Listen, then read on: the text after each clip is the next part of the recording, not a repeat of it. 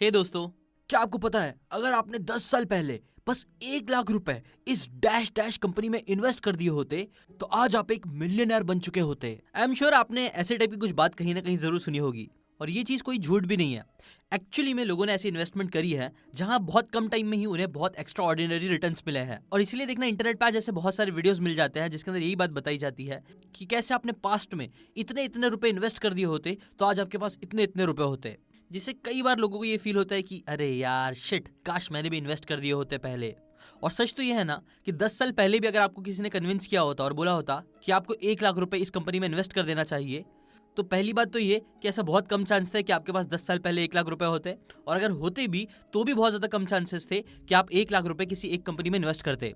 For example, अगर अभी कोई आपको राइट नाउ बोलता है कि क्रिप्टो मार्केट में ना एक नया कॉइन आया है, उसके अंदर 1 लाख रुपए डाल दे और 10 साल बाद देख तू मिलियनर बन जाएगा, तो कितने ज्यादा चांस है कि आप उसकी बात मानोगे और उसमें इन्वेस्ट करोगे, राइट? अब देखो, ये सारी स्टोरी सुनने में तो बहुत अच्छी लगती है, अट्रैक्ट करने के लिए बहुत अच्छी होती है, लेकिन प्रैक्टिकली कई बार ये चीज करना पॉसिबल नहीं होती है। तो प्रैक्टिकली करना पॉसिबल क्या है? देखो, पहली बात तो पास्ट से रिलेटेड हम कुछ नहीं कर सकते हैं, इसलिए हमें फ्यूचर से रिलेटेड डिसीजन लेने चाहिए कि हमें पैसे इन्वेस्ट कहाँ करने चाहिए। और राइट नाउ सच तो ये है ना कि बहुत बार आप 1 लाख रुपए या इवन 10,000 रुपए भी इन्वेस्ट करना बहुत बार रिस्की लगता है, सही समझ में नहीं आता कि कहाँ इन्वेस्ट करना चाहिए। और कई लोगों के पास इतने पैसे भी नहीं होते इन्वेस्ट करने के लिए। इसीलिए एकदम प्रैक्टिकली आज हम देखने वाले हैं कि कैसे आप 1,000 रुपए अगर हर महीने साइड में कर सकते हो, तो 1,000 रुपए इन्वेस्ट करके आपका वेल्थ बिल्ड करने के लिए। और ये चीज करने के लिए मैं पीटर लिंच की बुक लर्न टू अर्न इस बुक की हेल्प लूंगा और आपको बताऊंगा कुछ इंटरेस्टिंग बातें। तो देखो, सबसे पहली चीज, 1,000 रुपए में आप जाके कोई घर तो खरीद नहीं सकते हो, आप बड़े बड़े बिजनेस नहीं खड़े कर सकते हो। तो पहला क्वेश्चन तो यही आता है कि 1,000 रुपए में आप खरीद क्या कर सकते हो, मतलब आपके इन्वेस्टमेंट ऑप्शंस क्या क्या है जहां आप इतने कम पैसों में भी अपनी इन्वेस्टमेंट की जर्नी को स्टार्ट कर सकते हो। तो वेल, 4 कॉमन चीजें मैं आपको भी बताता हूँ। सबसे पहला होता है हमारा सबका प्यारा दुलारा सेविंग अकाउंट, जहाँ पे मैक्सिमम परसेंट लोग अपने पैसे को रखते हैं और कई बार अपने मैक्सिमम अमाउंट ऑफ पैसे रखते हैं ना। देखो, ये पहला जो ऑप्शन है ना, वो पीटर लिंच बोलते हैं कि सबसे वर्स्ट ऑप्शन है। देखो, इसका रीजन ये है ना कि अगर आप इन्फ्लेशन रेट जाके देखोगे ना, तो अराउंड 4 से 5% या उससे भी ज्यादा चल रहा है, कई बार 7% 8% भी चले जाता है। लेकिन जो बैंक में हमें इंटरेस्ट मिलता है ना पैसे का, वो 3% 4% 5% ऐसा ही होता है। इसका मतलब ये है कि अगर हम 1 लाख रुपए अपने रख रहे हैं बैंक अकाउंट में, तो हर साल उसकी जो वैल्यू है वो कुछ परसेंट कम होती जा रही है इन्फ्लेशन के हिसाब से। मतलब पैसे हमारे कम हो रहे हैं, जो चीज़ सही नहीं है। तो इसीलिए पहला ऑप्शन आप बोल सकते हो one of the worst option है, जिसके अंदर हमें मैक्सिमम पैसे तो नहीं रखना चाहिए। कुछ पैसे तो ऑब्वियसली रखने ही पड़ेंगे पेमेंट्स करने के लिए, बाकी सारी चीज़ों का यूज़ करने के लिए, लेकिन हमें उसे एज एन इन्वेस्टमेंट कभी नहीं देखना चाहिए। फिर एक दूसरी चीज़ आती है जो आजकल बहुत ज़्यादा फेमस भी हो रही है, वो है बॉन्ड्स। बॉन्ड्स देखो, एकदम सिंपल वर्ड्स में देखा जाए तो कुछ ऐसा होगा, जैसे समझो अगर आप किसी इंसान को उधार दे रहे हो, ठीक है, लेकिन ये शर्त पे उधार दे रहे हो कि जब तू मुझे रिटर्न करेगा ना तो मुझे इतना परसेंट और देना। मतलब अगर मुझे 1 लाख रुपए दे रहा है तो मुझे 10% रिटर्न और देना, 1,10,000 देना, ठीक है, 1 साल बाद। ये तुम दोनों की डील हुई है ना। देखो, नॉर्मली जब हम किसी इंसान को ऐसे देते हैं तो कई बार पैसे वापस ही नहीं मिलते हैं, इंटरेस्ट तो दूर की बात है। लेकिन अगर आप ऐसे ही उधार देते हो किसी एक पर्सन को नहीं, बल्कि गवर्नमेंट को या फिर किसी प्राइवेट कंपनी को एक कॉन्ट्रैक्ट साइन करके, जिसका एक fixed rate of interest decided होता है, तो उसे ही बोलते हैं बॉन्ड्स ना। देखो, यूजुअली बॉन्ड्स में ना आपको ज़्यादा परसेंट रिटर्न मिलते हैं, 7 8 9 10 ऐसे टाइप के परसेंटेज ऑन एवरेज आपको मिल जाते हैं बॉन्ड्स में ना। इसकी अच्छी बात देखो ये है ना, इसके अंदर रिस्क ना के बराबर होता है, क्योंकि आप डायरेक्टली गवर्नमेंट से बड़ी बड़ी प्राइवेट कंपनी को उधार दे रहे होते हो। तो यूजुअली क्या होता है ना कि ये चीज़ काफ़ी रिस्क फ्री होती है। तो ये भी एक ठीक ठाक ऑप्शन है जिसे आप कंसिडर कर सकते हो, लेकिन इससे भी बहुत ज़्यादा वेल्थ क्रिएट करना बहुत अच्छा ऑप्शन नहीं है। बॉन्ड्स कई बार कई सालों के लिए आपको साइन करने पड़ते हैं, जो कि ठीक भी है, बट फिर दूसरे भी ऑप्शंस आपको कंसिडर करना चाहिए, जो है थर्ड, क्रिप्टो करेंसी। अब देखो, पीटर लिंच ने तो क्रिप्टो करेंसीज को इंक्लूड नहीं करा था अपनी बुक में, बट आज के टाइम पे क्रिप्टोज है ना एक बहुत अच्छा मॉडर्न एसेट बन चुका है, जो लोगों को बहुत अच्छे रिटर्न्स भी दे रहा है, और जहाँ से आप बोल सकते हो ना मैक्सिमम मिलियनर्स बिलियनर्स बन रहे हैं आजकल जिस टेक्नोलॉजी का यूज़ करके, वो कहीं ना कहीं क्रिप्टो करेंसी ब्लॉकचेन टेक्नोलॉजी ही है। तो इसके बारे में भी आपको सोचना जरूर अच्छा है। अब देखो, सबसे इंपॉर्टेंट बात क्रिप्टो करेंसीज की ये है ना, क्योंकि यहाँ पे इतने ज़्यादा रिवॉर्ड्स मिल रहे हैं ना, इसलिए यहाँ पे जो रिस्क भी है वो भी सबसे ज़्यादा है। क्रिप्टो करेंसी एक बहुत ही न्यू टेक्नोलॉजी के ऊपर बेस्ड है, जो ब्लॉकचेन टेक्नोलॉजी है, अगर आप उसके बारे में जानते होंगे तो, जिसका एम कहीं ना कहीं ये है कि हम इकोनॉमी को डिसेंट्रलाइज कर दे। अब ये सब चीज़ें थोड़ी कॉम्प्लिकेटेड है, जिसके ऊपर आप दूसरा वीडियो देख सकते हो, मैं किसी के लिंक दे दूंगा समझने के लिए। बट मोटे मोटे हिसाब में आप ये बोल सकते हो ना कि इसकी जो टेक्नोलॉजी है वो काफ़ी ढांसू है, काफ़ी अच्छी है, जिसके ऊपर कई सालों से लोग बहुत ज़्यादा विश्वास कर रहे हैं, और ऐसा लग भी रहा है कि आने वाले टाइम में क्रिप्टो करेंसीज है ना नॉर्म बनी जाएगा। यूजुअली गवर्नमेंट इसे एक्सेप्ट पूरी तरीके से तो नहीं कर रही है, लेकिन क्योंकि ये चीज़ को लोग इतना ज़्यादा सपोर्ट कर रहे हैं, इसलिए ना चाहते हुए भी गवर्नमेंट को इसे कहीं ना कहीं रिकॉग्नाइज करना ही पड़ रहा है। इसलिए आप बोल सकते हो ना कि हाँ, थोड़ा थोड़ा इसके अंदर जो पहले रिस्क बहुत ज़्यादा हो, जो पहले 5-10 साल पहले जो रिस्क बहुत ज़्यादा था, वो अब धीरे धीरे थोड़ा कम हो रहा है। लेकिन स्टिल ये बात याद रखो, ये जो इन्वेस्टमेंट है ना, वो one of the highest risk वाला इन्वेस्टमेंट है आपके लिए। अगर आपको ज़्यादा रिटर्न्स चाहिए तो आप इस चीज़ का हेल्प ले सकते हो। अगर आप अच्छे से रिसर्च करते हो, ऐसे कॉइन्स में इन्वेस्ट करते हो जिसमें आपको दिख रहा है कि हाँ, फ्यूचर में इसका यूज़ होगा, प्रैक्टिकली दुनिया में यूज़ होने वाला है इस चीज़ का, तो ऐसे कॉइन्स में इन्वेस्ट करना बहुत ज़्यादा रिटर्न्स आपको दे सकता है। ज़्यादातर लोग गलती यही करते हैं कि लोग कोई से भी रैंडम कॉइन्स में इन्वेस्ट कर देते हैं जस्ट बिकॉज उन्हें अमीर बनना है। लेकिन मेरे हिसाब से अगर आपको क्रिप्टो करेंसीज में भी इन्वेस्ट करना है तो आपको लॉन्ग टर्म सोचना पड़ेगा। ऐसे कॉइन्स में इन्वेस्ट करना पड़ेगा जिनका प्रैक्टिकली यूज़ किया जा सकता है फ्यूचर में, और यूज़ हो भी रहा है। नाउ देखो, अगर आप क्रिप्टो में लॉन्ग टर्म ट्रेड करना चाहते हो, उसमें अपने पैसे डालना चाहते हो, उसे खरीदना चाहते हो, बेचना चाहते हो, तो कॉइन DCX जो प्लेटफॉर्म है ना, वो इसमें आपकी हेल्प कर सकता है। कॉइन DCX इंडिया का ISO certified one of the safest और simplest cryptocurrency exchange app है, जहां आप बस 100 रुपए डिपॉजिट करने के बाद 10 रुपए की भी क्रिप्टो बाय कर सकते हो। कॉइन DCX ने ना एक 7M मॉडल भी डेवलप करा है, जिससे आप क्रिप्टो में इन्वेस्ट करते टाइम अपने रिस्क को अच्छे से मैनेज कर पाते हो, जहां आपकी इन्वेस्टमेंट की प्रोटेक्शन बनी रहती है। और साथ ही साथ कॉइन DCX ना आपको एक फ्री लर्निंग प्लेटफॉर्म भी प्रोवाइड करता है, जिसका नाम है DCX लर्न, जहां से आप क्रिप्टो करेंसीज, ब्लॉकचेन, उसके features, technical and fundamental concepts को और रिस्क के बारे में फ्री में सीख सकते हो, ताकि सिर्फ आप ऐसी अंधाधुन गैम्बलिंग नहीं, बल्कि एक्चुअल में उसके बारे में सीख के समझदारी से इन्वेस्ट कर सको। ना देखो, यहाँ पे ना क्रिप्टो करेंसीज को बाय और सेल करना भी बिल्कुल फ्री ऑफ चार्ज है। बस जब भी आप डेबिट या क्रेडिट कार्ड से या नेट बैंकिंग से कॉइन DCX के वॉलेट में पैसे डिपॉजिट करोगे तो 2% ट्रांजैक्शन फी आपको पे करनी पड़ेगी। साथ ही अगर आप अभी कॉइन DCX के ऐप को इंस्टॉल करोगे ना, तो फर्स्ट 100 ये कोड यूज करोगे तो आपको एज अ वेलकम गिफ्ट 100 रुपए के बिटकॉइन फ्री में मिलेंगे। इसलिए इन्वेस्ट ऑन कॉइन DCX, क्योंकि फ्यूचर यही है। ये हो गया third option. Now fourth option जो आता है, उसमें रिटर्न्स भी काफ़ी अच्छे हैं और सेफ्टी भी अगर आप स्मार्टली करें तो इसके अंदर अच्छी मिल सकती है। नाउ रिटर्न, रिस्क, सेफ्टी, ये सारी चीज़ों का जो कॉम्बिनेशन है ना, वो अगर आप तीनों देखते हुए अच्छे से कर पाओगे तो ये one of the best option आपके लिए साबित हो सकता है, जो ऑब्वियसली है स्टॉक्स। क्योंकि देखो हाँ, स्टॉक मार्केट में भी बहुत रिस्क है, बट अगर आप समझदारी से इन्वेस्ट करते हो और अभी जो नेक्स्ट पॉइंट बताने वाला हूँ उसका यूज़ करके इन्वेस्ट करते हो ना, तो आप इसमें बहुत अच्छे रिटर्न्स हासिल कर सकते हो। दो ऑप्शन से, या तो देखो आप पहले मेहनत करके एक बहुत ही अच्छा स्टॉक खरीद लो जो आपको बहुत पैसे कमाने में हेल्प करेगा। लेकिन प्रॉब्लम ये है कि आप वो कैसे कर सकते हो, ये बहुत मुश्किल होता है। जो कैसे करना चाहिए वो भी मैं आपको आगे बताऊंगा। बट सेकंड ऑप्शन ये भी है जो काफ़ी अच्छा और प्रूवन मेथड है वेल्थ बिल्ड करने का, वो ये है कि आप ना म्यूचुअल फंड्स या फिर इंडेक्स फंड्स में SIP स्टार्ट कर दो। हर महीने 1000 रुपये डाल दो SIP करके, जहां आपके 1000 रुपये ऑटोमेटिकली हर महीने कटते रहेंगे और आप स्टॉक मार्केट की टॉप कंपनीज में इन्वेस्ट करते जाओगे बिना ज़्यादा झंझट मारी के ना। ऐसी कई सारी मैंने वेल्थ के ऊपर बुक्स पढ़ा है जिसके अंदर बताया गया है, Unshakeable by Tony Robbins, the common sense investing, ऐसी कई सारी जो बुक्स हैं उसमें बताया गया है कि कैसे इंडेक्स फंड में इन्वेस्ट करना लॉन्ग टर्म के लिए आपके लिए बहुत बेस्ट होता है। क्योंकि यहाँ पे जो एक्सपेंस रेशियो होते हैं, बाकी सारी चीज़ें होते हैं, वो कम होती है। प्लस इसके अंदर आप क्या, जो भी आपकी मार्केट है, जैसे इंडिया की जो मार्केट है NSE, नेशनल स्टॉक एक्सचेंज, या फिर BSE, बॉम्बे स्टॉक एक्सचेंज, इन कंपनीज के आप टॉप कंपनीज में इन्वेस्ट करते जाते हो, तो ये one of the best option हो सकता है आपके लिए। कैसे? वेल, आपको नेक्स्ट पॉइंट में समझ में आएगा कि कैसे 1000 रुपये भी बहुत मैटर करते हैं हर महीने इन्वेस्ट करना। The magic formula for wealth creation. देखो, हर इंसान को एक मैजिक फॉर्मूला चाहिए, एक श्योर मेथड चाहिए, तरीका चाहिए जहां वो पैसे डाल दे और वो अमीर बन जाए। बट देखो, वो मैजिक फॉर्मूला जो है ना, वो कहीं ना कहीं आपके अंदर है। और वो क्या चीज़ है? वो है सब्र। आपको और कुछ नहीं करना है, मार्केट में बस आपको इन्वेस्ट करके सब्र करना चाहिए। एग्जाम्पल, हमारे कॉलेज टाइम पे ना एक बार एक सेमिनार कराया गया था स्टॉक मार्केट से रिलेटेड, जहाँ पे वो इंसान आके उसने एक वर्कशॉप किया था।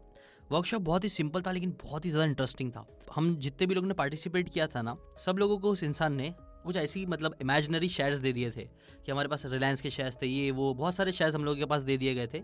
और हमें ऑप्शन दिया गया था कि मार्केट चालू होने वाला है और आप है ना मार्केट में जिससे जिसको चाहिए अपने शेयर्स बेच सकते हो और दूसरे से जिससे चाहिए शेयर्स खरीद सकते हो दूसरों के, ठीक है। और ये एक्टिविटी हमें आधे घंटे के लिए बेसिकली करने बोला गया कि आप लोग है ना, हमारे पास कुछ पैसे भी दिए गए थे इमेजिनरी, जिससे हमें दूसरे शेयर्स खरीदने थे या फिर बेचने थे, कुछ भी हम कर सकते थे ना। आधे घंटे के लिए हम लोग ने ये चीज़ किया। सब लोगों ने बहुत दिमाग लगाया कि चलो रिलायंस खरीदते हैं, ये खरीदते हैं जिसमें ना ज़्यादा प्रॉफिट मिलेगा, ये लोगों को ये कंपनी को लोग ज़्यादा खरीदने वाले, तो चलो मैं ये खरीदता हूँ। ऐसे ऐसे करके सबने बहुत दिमाग लगाया। और फिर जब है ना सेमिनार एंड हुआ ना, तो उसने एक बहुत ही इंटरेस्टिंग सा लेसन हमें सिखाया। उसने हम लोगों को प्रैक्टिकली दिखाया ना कि जितने भी लोग ने दिमाग लगाया, हम सब ने बेसिकली जो दिमाग लगाया ना कि ये खरीदते हैं वो बेचते हैं, वो सारे लोग कहीं ना कहीं बहुत ज़्यादा लॉस में थे या फिर बहुत कम ही लोग ने प्रॉफिट कमाया था, वो भी इतना अच्छा प्रॉफिट नहीं कमाया था। लेकिन उस इंसान ने, जिसने ना अपने जो सारे शेयर्स थे ना, वो सारे शेयर्स लेके रखा था, उसने ना ही उस शेयर्स को बेचा ना ही उस शेयर्स को उसने खरीदा। बस जो शेयर्स उसके पास थे, जो सारे शेयर्स थोड़े थोड़े उसके पास थे, वो सारे शेयर्स को उसने वैसे ही रखा, मतलब कोई एक्टिविटी उसने नहीं की। वो बंदा सबसे ज़्यादा प्रॉफिट था by the end of the day, क्योंकि जहां हम लोग मार्केट के शेयर सबके बढ़ा रहे थे और कई बार हम लोग बेच रहे थे अपने शेयर्स, वहीं पे उसने अपने सारे शेयर्स को मेंटेन करके रखा था, जिसकी वजह से सबसे ज़्यादा प्रॉफिट उस इंसान को मिला जिसने कुछ नहीं किया और बस सब्र किया ना। ये चीज़ हमने सेमिनार में सीखी थी, लेकिन रियल लाइफ में भी ये चीज़ बहुत ज़्यादा सही है। देखो, वॉरेन बफेट को बोला जाता है कि one of the best investor है, लेकिन अभी मैं रिसेंटली एक बुक पढ़ रहा था, द साइकोलॉजी ऑफ मनी, उसके अंदर बताया गया था कि one of the biggest reason जिसकी वजह से वॉरेन बफेट इतने ज़्यादा अमीर बन पाया है, वो इसलिए नहीं है बिकॉज वो बहुत जीनियस इन्वेस्टर है, वो बस इसलिए है बिकॉज उनके अंदर बहुत ज़्यादा सब्र है। उन्होंने अपने टीनेज टाइम से पहले से इन्वेस्टिंग करना स्टार्ट कर दी थी और उसके बाद उन्होंने इतने साल तक इन्वेस्ट किया जिसकी वजह से कंपाउंडिंग इफेक्ट ने अपना दम दिखाया और वो बिलियनर बन पाया। बोला जाता है उनकी जो 99.9% वेल्थ है ना, वो 50 साल के बाद उन्होंने क्रिएट की है। और कैसे की है? कंपाउंडिंग इफेक्ट की वजह से। वहीं दूसरी तरफ उनसे भी बेटर इन्वेस्टर रह चुके हैं जिन्होंने ऑन एवरेज ईयरली उनसे ज़्यादा रिटर्न्स इन्वेस्ट करके कमाए हैं, बट स्टिल वो लोग वॉरेन बफेट जितने अमीर नहीं है। क्यों? बिकॉज उन्होंने बहुत कम टाइम तक इन्वेस्टिंग की। जहां वॉरेन बफेट ने मोर देन 75 ईयर से इन्वेस्टिंग की है, वहीं पे वो लोग ने बस 20-30 साल इन्वेस्टिंग किए थे, जिसकी वजह से ही वो लोग इतने अमीर नहीं थे। सिमिलर चीज़ आपको भी समझ में आनी चाहिए। आपको कंपाउंडिंग इफेक्ट का फ़ायदा उठाना चाहिए और वो करने के लिए आपके अंदर होना चाहिए सब्र। अभी मैं आपको प्रैक्टिकल एग्जाम्पल देके बताता हूँ। देखो, फॉर एग्जाम्पल समझो आप आज से ही ना अपनी इन्वेस्टिंग की जर्नी स्टार्ट करते हो। 1000 रुपये आप सिर्फ इन्वेस्ट करते हो क्योंकि आपके पास उतने ही पैसे हैं, या फिर आप उतने ही पैसे से स्टार्ट करना चाहते हो। आप उसकी SIP बना लेते हो किसी अच्छे म्यूचुअल फंड में या फिर कोई इंडेक्स फंड में जो आपको बहुत सही लगा है, ठीक है, जहाँ पे ऑन एवरेज आपको समझो 15% रिटर्न्स मिल रहे हैं एनुअली, जो कई बार अगर आप अच्छे से करोगे तो पॉसिबल है, ठीक है। तो ये चीज़ आप सोचते हो कि आप है ना कम से कम 21 साल तक करोगे, तो आपको पता है 21 साल बाद आपके पास कितने पैसे होंगे? वेल, टोटल आपने इन्वेस्ट कर दिए होंगे 21 साल में 2.53 लाख आपने इन्वेस्ट कर दिए होंगे, अगर आप 1,000 रुपये इन्वेस्ट कर रहे होंगे मंथली, और इससे आपको जो रिटर्न्स मिले होंगे वो होंगे टोटल 17.96 लाख, मतलब आपके पास 18 लाख तक रुपए हो गए होंगे। और ये तो बस शुरुआत है। अगर फॉर एग्जाम्पल जैसे आप ग्रो करते हो, आपकी इनकम बढ़ती है, आपको इन्वेस्टिंग की मेंटालिटी आप में ज़्यादा आने लगती है, आप क्या करते हो पता है? आप 1000 रुपये इन्वेस्ट करने के बजाय ईयरली 50% और इंक्रीज करते हो अपने इन्वेस्टमेंट। जैसे फॉर एग्जाम्पल स्टार्टिंग में आप 1000 रुपये इन्वेस्ट करो, फिर दूसरे ईयर आप क्या करते हो? आप है ना 1500 रुपये मंथली इन्वेस्ट करना स्टार्ट करते हो, फिर आप 2000 रुपये इन्वेस्ट करना स्टार्ट करते हो तीसरे साल में, चौथे साल में 2500 रुपये करना स्टार्ट कर देते हो। ऐसे जब आप करोगे तो पता है आपके पास 21 साल बाद कितने रुपए होंगे? वेल, ऐसा करने के बाद आपके पास होंगे 1,30,00,000 रुपए से ज़्यादा, if I am not wrong.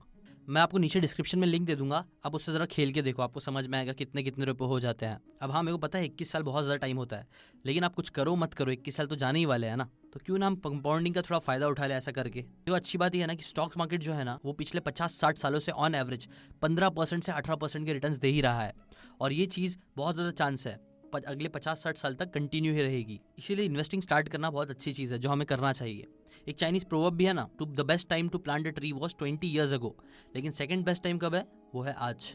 सो आज से आप स्टार्ट कर सकते हो। मैक्सिमम लोग यही गलती करते हैं ना कि वो लोग लॉन्ग टर्म इन्वेस्टिंग मेंटालिटी रखते ही नहीं है, वो लोग सिर्फ जल्दी जल्दी पैसे कमाने के बारे में सोचते हैं, जिसकी वजह से जब स्टॉक प्राइस बहुत गिरने लगता है तो लोग डर के फिर सेल भी करने लग जाते हैं, क्योंकि वो लोग कई बार ओवर इन्वेस्ट भी कर देते हैं, जितने पैसे नहीं करना चाहिए उससे ज़्यादा इन्वेस्ट कर देते हैं, और फिर जब मार्केट गिरने लगता है तो वो लोग सब निकाल लेते हैं, जिसकी वजह से उनका लॉस भी हो जाता है और वो लोग कंपाउंडिंग इफेक्ट का फायदा भी नहीं उठा पाते हैं। लेकिन अगर आप कंपाउंडिंग इफेक्ट का फायदा उठा सकते हो, सब्र कर सकते हो, तो आपको काफ़ी ज़्यादा रिटर्न मिलेगा लॉन्ग टर्म में।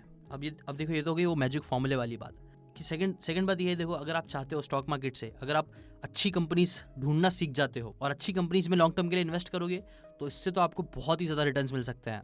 फॉर एग्जाम्पल 2005 में फेसबुक ने ना एक ग्राफिटी आर्टिस्ट जो था डेविड नाम का, उसे 60,000 देने का ऑप्शन दिया या फिर फेसबुक के शेयर्स लेने का ऑप्शन दिया। तो तब डेविड ने फ्यूचर देखा, उसे लगा कि हाँ, फेसबुक बहुत ही इंपॉर्टेंट चीज़ है, वो फ्यूचर में बहुत रिटर्न्स दे सकती है, इसलिए ना कॉई ने क्या किया, डेविड कॉई ने फेसबुक के स्टॉक्स खरीद लिए, जिसकी वजह से पता है आज डेविड की नेटवर्थ कितनी है? उनकी नेटवर्थ आज $200 मिलियन से ज़्यादा की है, और ये चीज़ कितने साल में हो पाई है? बस 17 साल में। सो अगर आपको इतना जल्दी इतने रिटर्न्स चाहिए तो हाँ, बेस्ट तरीका है कि आप अच्छी कंपनीज में इन्वेस्ट करो ना। अच्छी कंपनीज में लेकिन इन्वेस्ट कैसे कर सकते हो? वेल, उसके लिए आपको एनालिसिस करने आना चाहिए, आपको रिसर्च करना पड़ेगा, आपको थोड़ा टाइम इन्वेस्ट करना पड़ेगा। बिकॉज देखो, जो स्मार्ट इन्वेस्टर्स होते हैं ना, वो लोग गैम्बलिंग नहीं करते हैं, वो लोग कंपनी के बारे में अच्छे से पढ़ के उसके एनालिसिस करके ही उसमें इन्वेस्ट करते हैं। अगर वो इंडिविजुअल कंपनी में इन्वेस्ट कर रहे हैं तो, जो आपको भी करनी चाहिए, जिससे उनको फिर कई बार बहुत ज़्यादा रिटर्न्स भी मिलता है। तो आप वो कैसे कर सकते हो? अब देखो, किसी भी इन्वेस्टमेंट की वैल्यूएशन निकालने के लिए, उसकी नेटवर्क निकालने के लिए हमें इस सिंपल 2 स्टेप प्रोसेस को फॉलो करना चाहिए, जहां सबसे पहले आपको पूरी इकोनॉमी को देखना चाहिए, एक इंडस्ट्री को पिक करना चाहिए, ऐसी इंडस्ट्री जो सबसे बेस्ट आपको लगती है, परफॉर्म कर रही है और आगे करेगी। इसीलिए पहला स्टेप आता है इंडस्ट्री एनालिसिस। इंडस्ट्री बेसिकली उसको बोलते हैं जिसके अंदर कई बार सिमिलर कंपनीज आती है। जैसे कि फॉर एग्जांपल अगर सीमेंट इंडस्ट्री की बात करें तो उसमें अल्ट्राटेक सीमेंट आती है, अंबुजा सीमेंट आती है, एएसी सीमेंट आती है। ये सारी कंपनीज मिला के एक इंडस्ट्री बनाती है, सीमेंट इंडस्ट्री। अब इंडस्ट्री की एनालिसिस भी हम कर सकते हैं। अब इंडस्ट्री की एनालिसिस कैसे करना है? वेल, आप उसके पास्ट रिकॉर्ड्स को, फ्यूचर गोल्स को, उनके कैरेक्टरिस्टिक्स को, उनके प्रेजेंट सिचुएशंस को डिटेल में स्टडी कर सकते हो। ये डिटेल स्टडी करने के लिए आपको इन फैक्टर्स पे फोकस करना चाहिए। पहला है डिमांड सप्लाई रिलेशन।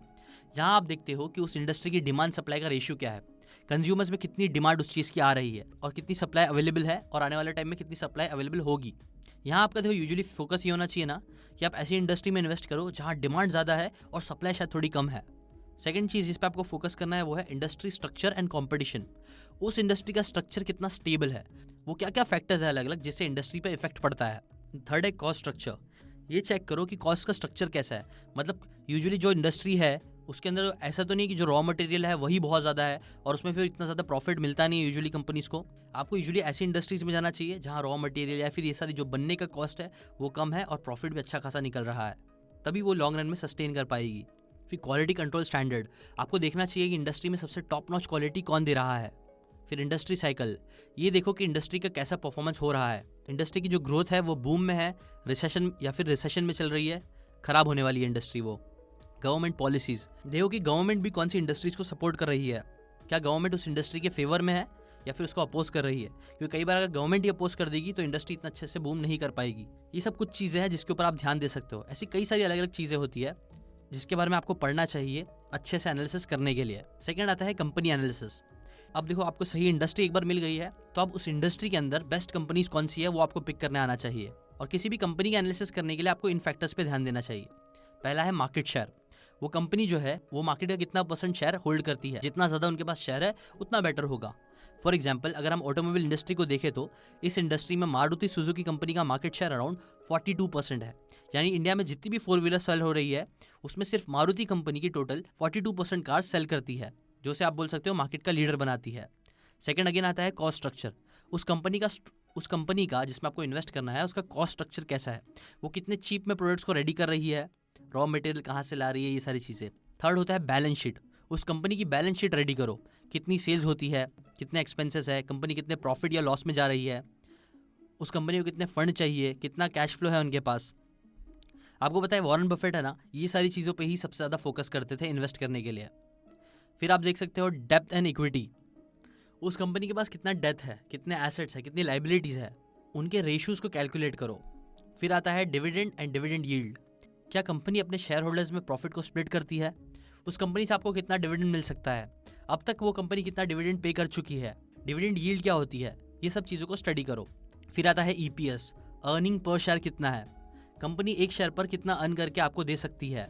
फिर आता है पीई रेशियो, कंपनी का प्राइस टू अर्निंग रेशियो कितना है और कब से मेंटेन है, उसका पास्ट परफॉर्मेंस को स्टडी करो, क्या वो कंपनी प्रॉफिटेबल है या नहीं, अगर है तो प्रॉफिटेबिलिटी कितनी सस्टेनेबल है। फिर आता है मैनेजमेंट, लास्ट आप उस कंपनी का मैनेजमेंट कैसा है, उस कंपनी का लीडिंग फेस कौन है।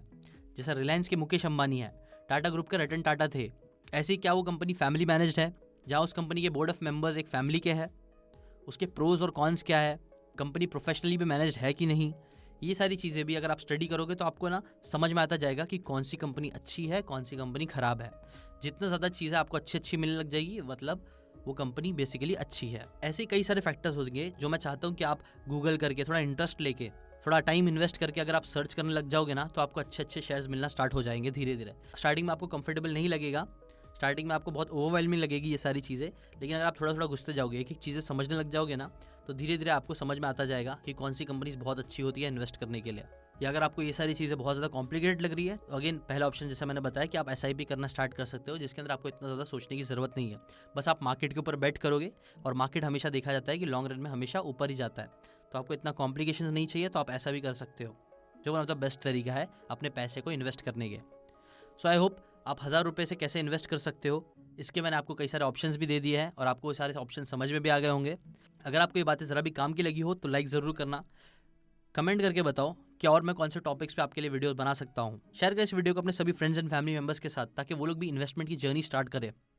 जिससे क्या होगा, उनके भी पैसे बढ़ेंगे, हमारी इंडिया की वैल्यू भी धीरे धीरे बढ़ेगी, उनकी वैल्यू भी बढ़ेगी और एक अच्छा इकोसिस्टम क्रिएट होगा जो सबके लिए फ़ायदेमंद होगा। और अगर आप ऐसी अमेजिंग बातें इन्वेस्टमेंट से रिलेटेड, अमीर बनने से रिलेटेड फ्री में सीखते रहना चाहते हो बिना बुक्स पढ़े, तो मेरे इस चैनल को आप सब्सक्राइब करके बेल आइकन ज़रूर दबाएं। मैं हर संडे एटलीस्ट और ऐसा कभी कभी एक्स्ट्रा वीडियोस डाल के आपके लिए ऐसे अमेजिंग वीडियोस लेके आता रहूँगा। और जैसे कि ये वीडियो के स्पॉन्सर है CoinDCX, अगर आप CoinDCX क्रिप्टो करेंसीज में इन्वेस्ट करना चाहते हो, थोड़ा हाई रिस्क लेके हाई रिटर्न्स लेना चाहते हो, तो नीचे डिस्क्रिप्शन में लिंक दी है, CoinDCX से जाके आप क्रिप्टो करेंसीज में इन्वेस्ट करना स्टार्ट कर सकते हो। इन्वेस्ट ऑन CoinDCX, क्योंकि फ्यूचर यही है। अभी के लिए बस इतना ही। Thanks for watching.